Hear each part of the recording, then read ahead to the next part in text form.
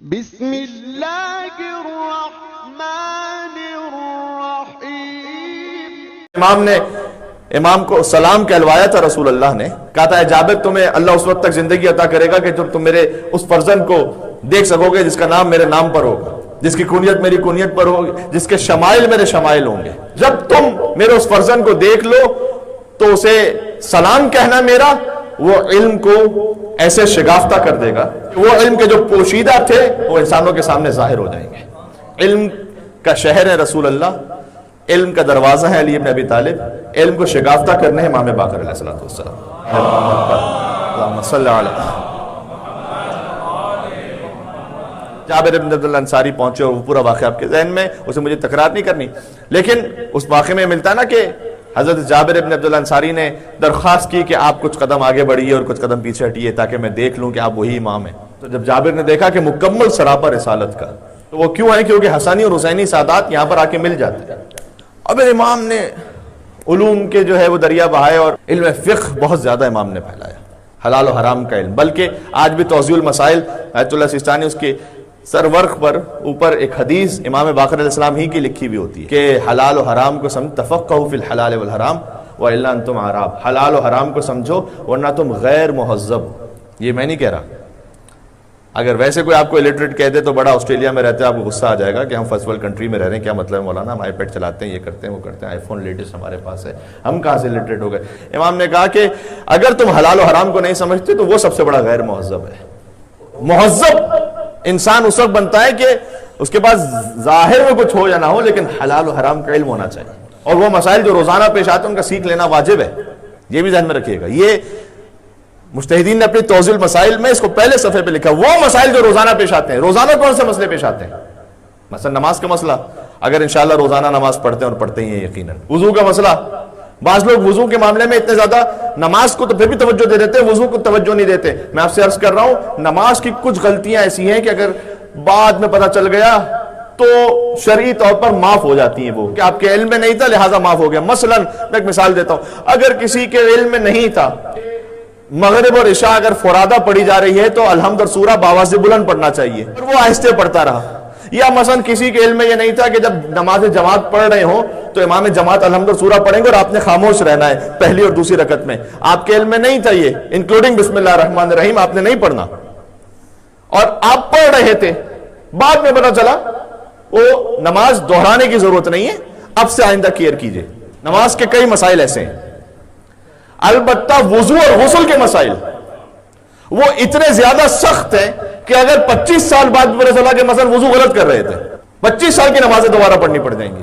بیٹھک ہو رہی تھی ایک، اور اس میں ہم نے غسل کا مسئلہ یوں بیان کیا کہ وضو تو فی نفسہ ہی شریعت میں مستحب ہے، مثلا آپ نے نہ نماز کا وقت ہوا ہے نہ فرض کیجئے کہ کوئی قرآن کی تلاوت آپ نے کرنی ہے، لیکن ویسے ہی آپ چاہتے ہیں کہ وضو میں رہوں، میں طہارت کے عالم میں رہوں تو میں وضو کر لوں، تو یہ وضو ہو سکتا ہے یا نہیں؟ جی بالکل ہو سکتا ہے، بلکہ باوضو رہنا بہت سارے شیطانی وسوسوں کو دور کر دیتا ہے۔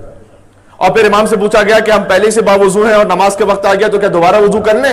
امام نے کہا بالکل کرو، اس لیے کہ یہ ایک نور کے اوپر دوسرا نور ہوگا، لیکن غسل وہ ایسا نہیں۔ مجھے ایک صاحب نے کہا کہ مولانا صاحب ہماری تو عادت تھی کہ مثلا فرض کیے صبح آفس جا رہے ہیں، ہم نے شاور لیا، غسل کی نیت کر لی بغیر کسی سبب کے، کہ نہ کوئی غسل واجب تھا نہ مثلا جمعے کا دن تھا کہ کوئی غسل مستحب ہو، تو نہ کوئی غسل مستحب تھا نہ واجب تھا، ہم نے ویسے شاور لے رہے تھے، ہم نے کہا چلو غسل کر لیتے، نیت کر لی، اور ظہر کا وقت آیا تو ہم نے اسی سے نماز بھی پڑھ لی کئی دفعہ، تب کیا حکم ہے؟ میں نے کہا کہ حکم تو یہ ہے کہ کوئی اچھی سی دعوت کیجیے مولانا صاحب کی، تاکہ آپ کو اور تفصیل سے وہ مسئلے بتائیں اور کیلکولیشن آخر میں نکلے کہ کتنے سال کی نمازیں آپ نے واپس پڑھنی ہے۔ انہوں نے کہا یہ مولانا صاحب یہ تو بڑا ہی سخت ہو گیا۔ کیلکولیشن میں یہ آسانی ہے کہ اگر کسی کو شک ہو کہ 8 سال کی نمازیں واپس پڑھنی ہیں یا 10 سال کی بھی ڈاؤٹ ہو رہا ہے تو 8 سال کی پڑھ لیں گے تو کافی ہے۔ تو خاص طور پر نماز اور وضو اور غسل کے مسئلے تو آپ ضرور سیکھیں، اس پہ توجہ دیں۔ امام باقر علیہ السلام نے یہ کام بہت، امام کے زمانے سے تو کام شروع ہوا تھا، بقیہ تو ائمہ اتنے مظالم میں تھے کہ اس وقت تک دنیا محروم رہی علوم آل محمد سے، اور پھر امام باقر آئے اور پھر یہ سلسلہ شروع ہوا۔ تو نماز اور وضو کے توجہ ہو رہی ہے آپ کی کہ کتنا زیادہ اہم ہے۔ کبھی کبھار کئی سالوں کی نمازیں واپس پڑھنی پڑ سکتی ہیں، لہٰذا خیال کیجئے نماز پڑھ لینا فقط اہم نہیں ہے، صحیح پڑھنا ہے۔ یہ میں اپنی ماؤں بہنوں سے بھی گزارش کر رہا ہوں کہ جب نماز پڑھیں تو آپ کا سطر پورا ہونا چاہیے۔ نماز میں جب حجاب ضروری تو حجاب کا مطلب کیا ہے؟ حجاب کی ڈیفینیشن، نماز موضوع شریعت کا ہے، طریقہ بھی شریعت بتائے گی۔ میرا دل چاہ رہا ہے بھائی ایک دفعہ تقویٰ کا اوور ڈوز ہو گیا، میں صبح اٹھا ہوا میں تو 4 رکعت فجر کی پڑھ کے چھوڑوں گا آج، کیونکہ میرا 2 رکعت تقویٰ میں جو ہے وہ کام نہیں چل رہا میرا۔ یہ عبادت نہیں ہوگی، یہ بدعت ہوگی۔ اسی خاطر ہے کہ ہم کہتے ہیں کہ رمضان میں کسی کو کتنا ہی تقویٰ وہ لقوہ ہو جائے گا اگر وہ رمضان میں کوئی ایسی نماز رات میں با جماعت پڑھنا شروع کر دے جو رسول اللہ نے نہیں پڑھی تھی۔ اللہ